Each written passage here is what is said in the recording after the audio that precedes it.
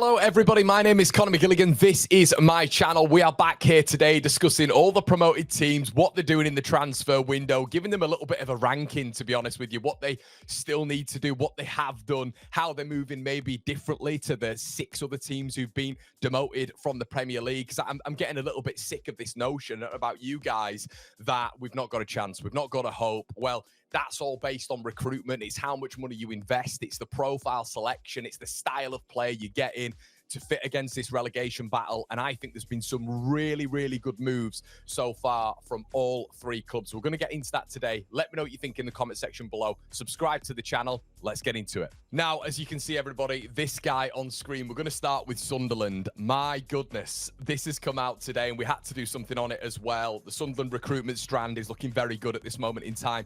We spoke last time about AFCON. We spoke last time about them losing maybe 5 or 6 players in that period, which is going to be really important. It's not just your City and your Spurs in that period. There's Leeds United, dependent on when they go out as well. There's Palace, maybe even Brighton.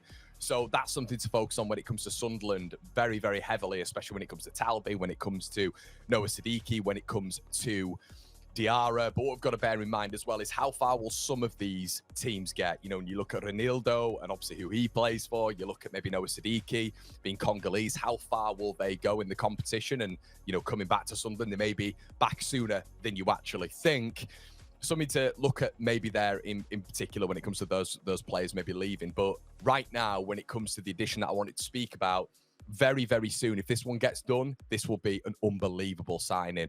Granit Xhaka has apparently turned down, according to several reports, Saudi moves. He's turned down other European moves to go to Sunderland. Now, this is a superb sign if Sunderland get it done. 32 years of age.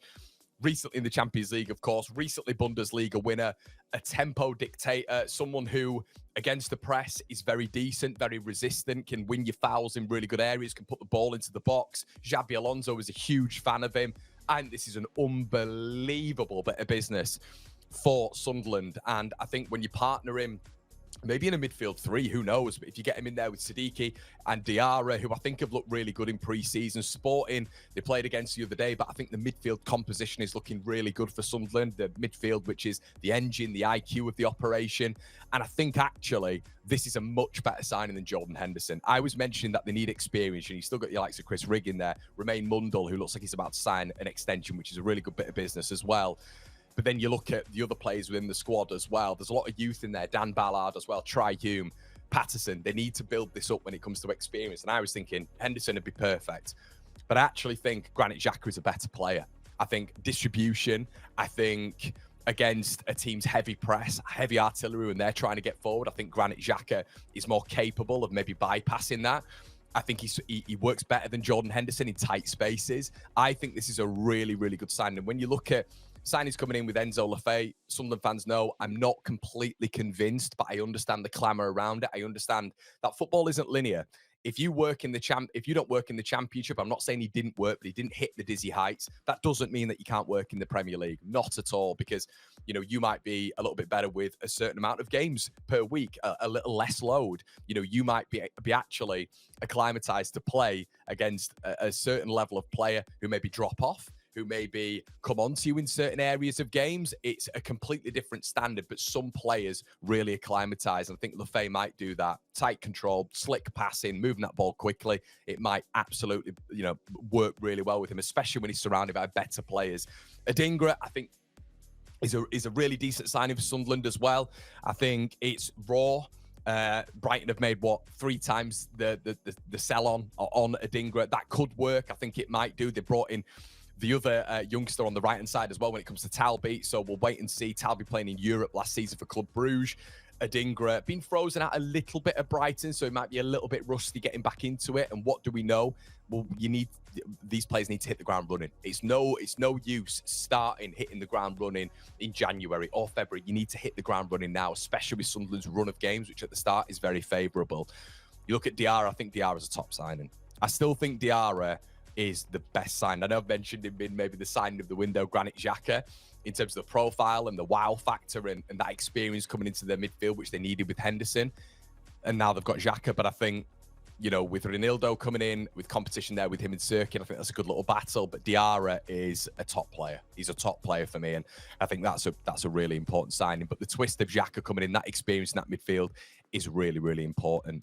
Siddiqui coming in is good as well. So a lot of profiles that I still think they need to add in certain parts for me. The striker department, Sunderland need to do a little bit in my opinion. They brought the leadership in to a certain extent with Ronaldo at 31 and Xhaka at 32.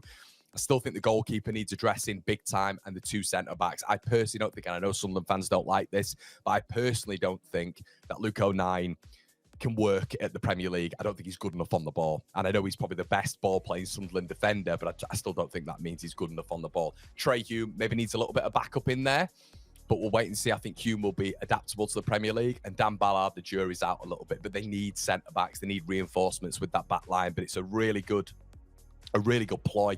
Them getting Xhaka, who's going to screen that back four as well. Really, really well. 32 is no age in football nowadays. Next, we head to Ellen Road. Good signings for Leeds so far, I think. We're just speaking with Sunderland, and we're speaking on top of, have they got signings that can hit the ground running? Sunderland have gone for a lot of youth. When you look at Diarra, when you look at Siddiqui, when you look at Adingra, but then they've blended it a little bit. I think when you look at Leeds United, I think what they've done is tried to go maybe a little bit more experienced, but Leeds seem to have really targeted the physical route when it comes to Anton Stack, 6'5", Sean Longstaff, 6'2", Jacobiel, 6'4", Nemetra up front, 6'2". Leeds seem to be trying to go for that direct route a little bit with the technical players in and around them. So almost trying to replicate that Luton style, of which the big, imposing physical players that would get points, but they'd be involved in the rough and tumble at home, making Kenilworth Road a really tough place to come. But they just missed out on the technical players, in my opinion. They had Alfie Doughty to deliver the ball in, but they didn't have enough Ross Barclays on a technical level to be able to get Luton out of the mire. But I think Stack coming in, 6'4" engine, dual merchant, unbelievable. I'd say top 5 midfielders in the Bundesliga. Statistically has been anyway over the past 2 years.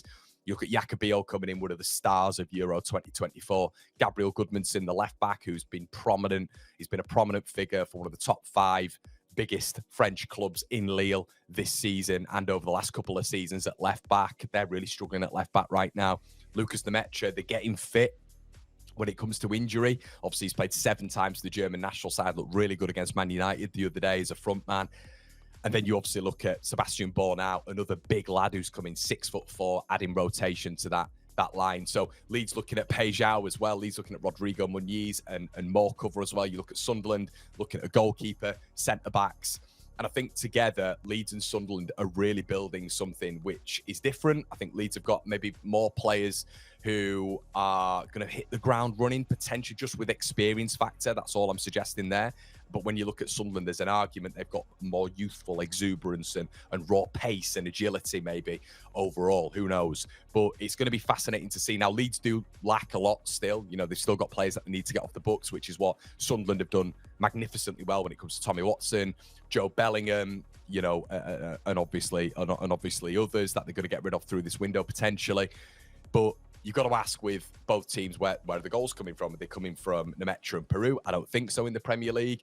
Are they coming from, you know, Mienda and Isaro in the Premier League? Maybe, but I don't think so. So they have to still, and this is why you've had Sunderland and Leeds knocking on each other's door throughout this window, because they've all very much been looking at similar players. So I think Xhaka is an important one. I think when you're looking at Leeds United, Anton Stack is potentially the sign of the window so far. And ironically, it is one of those players of which you're looking at as well, and he's in the same position as Granit Xhaka. Stack is going to be a very, very important player for Leeds United in that midfield next to your Tanakas. It means Leeds can be aided in rotation as well, but Stack is going to play week in, week out, whether or not it's a 4-2-3-1, whether or not it's a 4-3-3. Really important to take note on. So let's move on to Burnley, shall we, everybody? Now, interest of Callum Wilson today. Apparently, he's one of their targets. If Burnley do keep Callum Wilson fit, and let's say if they get him, if they get Callum Wilson and they keep him fit, I think this could be a really good signing for Burnley, a really important signing. You know, someone who knows where the goal is, someone who could be really important when it comes to that leadership, and he might even take the captain's armband, who knows, but it is still a relatively young Burnley side. Now, Trafford's moving on. I think CJ Egan-Riley moving on. Brownhill, I believe, from what we understand so far, is moving on or has moved on. Now, that is a big nucleus of your team. It's a big point of the spine. Now, Bashir Humphries, I think, is a really intelligent signing in the Premier League as well. He's tall, he's athletic, he's gangly, he's physical. I think he's got a good level of agility as well. I think when Perez came in last season, you saw a little bit of a difference between him and Humphries. Really like his acceleration on that left-hand side, which could be key in terms of overlaps. But in a Scotty Parker system, in comparison to a Vincent Kompany system, that standardised back four is going to be really important. I think Humphries adds a lot to that. So I think that's a really good addition for Burnley.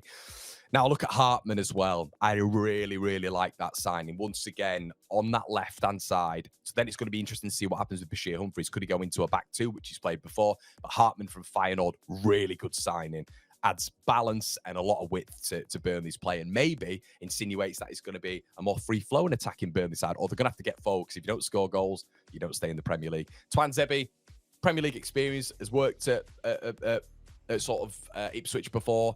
Yeah, okay, I don't mind that whatsoever. I maybe would have liked Burnley to go for a Japhet Tanganga, and that might still happen at Millwall. £2 million release clause, 50 Premier League appearances. I think that works really, really nice. I think there's a bit of versatility there. It's not going to cost Burnley a lot of money, and I think in a Burnley backline that is perfect. He can play right back, he can play centre back. He'll have a sort of sell-on clause as well. He's only 26 years of age. Has played in the Premier League before with Tottenham Hotspur. I think Japhet Tanganga will be a perfect addition.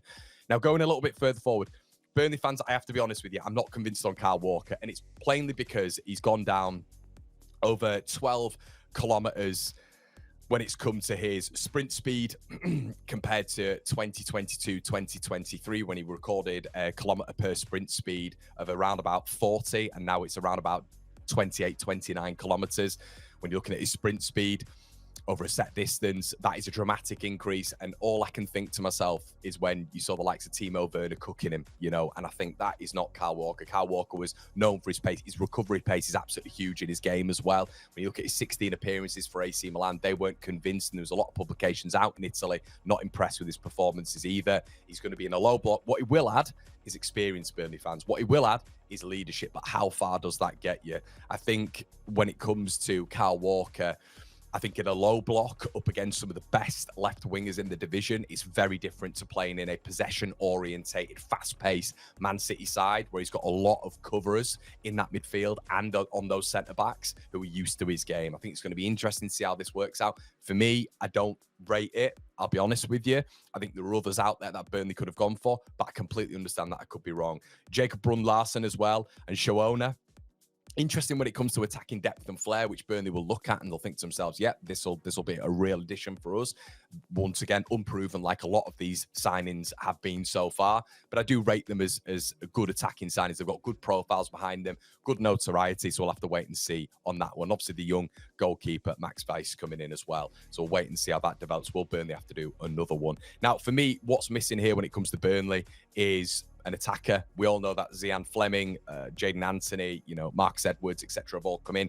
There needs to be a lot more attacking flair, in my opinion. It's going to be interesting to see what happens with Esteve. It's going to be interesting to see what happens with James Trafford, how they're going to go about replacing that. I like what Burnley are doing, to be fair. They are not doing what loads of other clubs have done over the past 6 relegations, or the last 6 teams have been relegated. They're not basically going for championship proven players. Aside from Axel Tuanzebe, they're trying to aim higher, as are Leeds, as are Sunderland. So at least to wrap up, we can safely have the conversation of at least the teams in and around the promotion sphere now are looking at better quality players and are not trying to buy the cream of the crop from the championship. So Sunderland are betting big on youth, wrapping it up, and maybe banking on Granit Xhaka to step up, which I think will be a really good signing. Leeds have effectively rebuilt their midfield, but need goals, as do Sunderland and Burnley. Burnley looks solid. I think they look composed. I don't mind the signings so far, but it's going to be the big profiles, the big hitters who they're going to have to replace, which is going to be interesting. Guys, let me know what you think in the comment section below. Let me know your thoughts. Am I wrong? Am I right? Really interested to hear your thoughts, and we will see you in a bit.